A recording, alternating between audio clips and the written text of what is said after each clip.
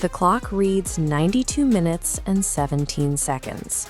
One team is actively preparing their victory celebration. The other is completely dead on their feet. And then the stadium detonates. For 90 consecutive minutes, the team in red was physically dominated. They were smothered and tactically outclassed. Yet they managed to capture the European Cup, the most prestigious trophy in club football, in a window of exactly 101 seconds. To understand how a defeated roster executes a perfect heist in stoppage time, we have to look at the exact mechanics of those final moments, because these 101 seconds provided the blueprint for a phenomenon that defined the next decade of the sport, Fergie time. The date is May 26, 1999. The venue is the Camp Nou in Barcelona, a massive, intimidating cathedral of European football. Manchester United is facing Bayern Munich in the Champions League final. This graphic shows what was at stake: the treble. Manchester United had already won the Premier League and the FA Cup. The Champions League trophy filling up represents the final piece. No English club had ever won all three in a single season. But United arrived in Spain without their engine. Roy Keane, their captain and most aggressive midfielder, was suspended for the match. Beside him on the suspended list was Paul Scholes, their primary offensive playmaker. Manager Alex Ferguson was forced into a massive tactical reshuffle, taking the field without his two central leaders. The makeshift lineup broke almost instantly. Just 6 minutes into the match, Bayern Munich's Mario Basler curls a free kick around the United wall. Bayern takes a 1-0 lead. Suffering an early deficit while missing your starting midfield is usually a death sentence in a European final. Without Keane and Scholes to dictate the tempo, United was forced to chase the game against a Bayern side perfectly comfortable sitting back and absorbing pressure. Over the next 80 minutes, Bayern Munich dictated the pace. They easily repelled United's attacks and launched several dangerous counter-strikes. The English side appeared totally smothered.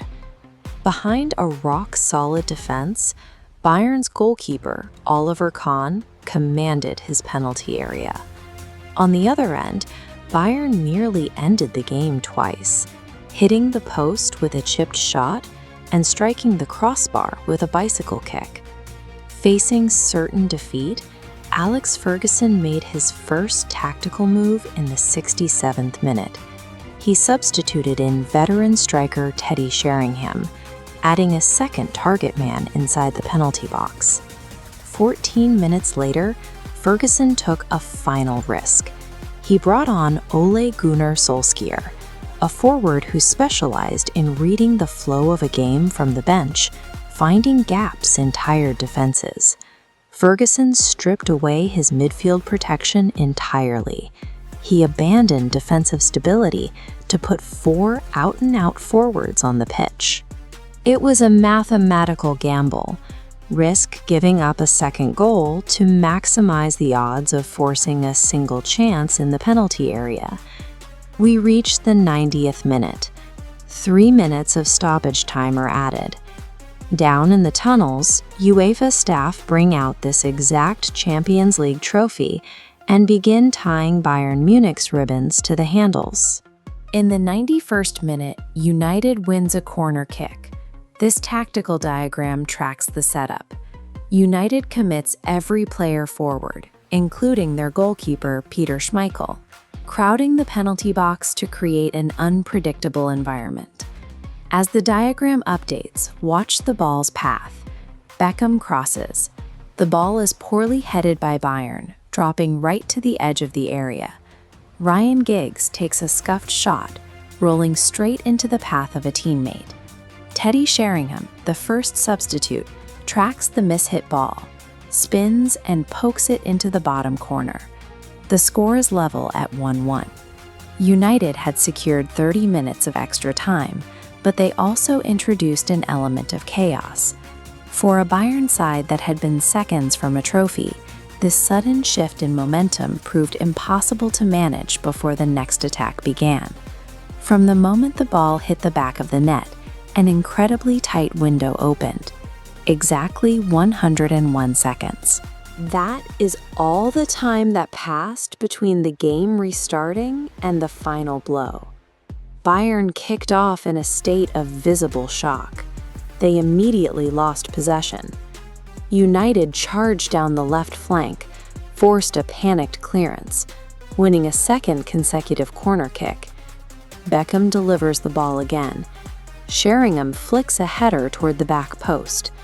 Ole Gunnar Solskjær sticks out his right boot purely on instinct. The ball hits the roof of the net. 2-1. Bayern are furiously swapped from Bayern colors to United red. These 101 seconds demonstrated how quickly a tactical masterpiece can be undone. When a defense loses its shape for just 2 set pieces, 90 minutes of control are erased by a pair of split-second reactions.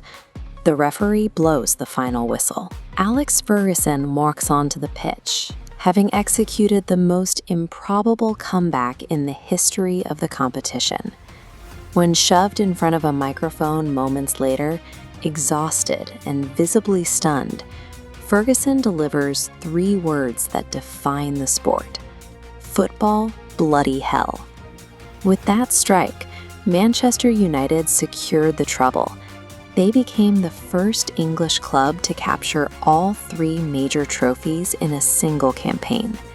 This victory validated a tactic Ferguson had refined over a decade: the all-out assault. By conditioning his players to ignore the clock and maintain a high-velocity attack regardless of the deficit, he turned desperate situations into calculated opportunities. Look at this win probability chart. This vertical spike in the final 5% of the timeline represents the birth of Fergie time. It became a potent psychological factor. Opposing teams played Manchester United knowing a lead was never safe until the final whistle. It is rare to find a 90-second window that so completely rewrites a sporting legacy. If you enjoyed this breakdown of the most intense moments in sports history, subscribe today. Until next time, remember, the game is never over until the final whistle.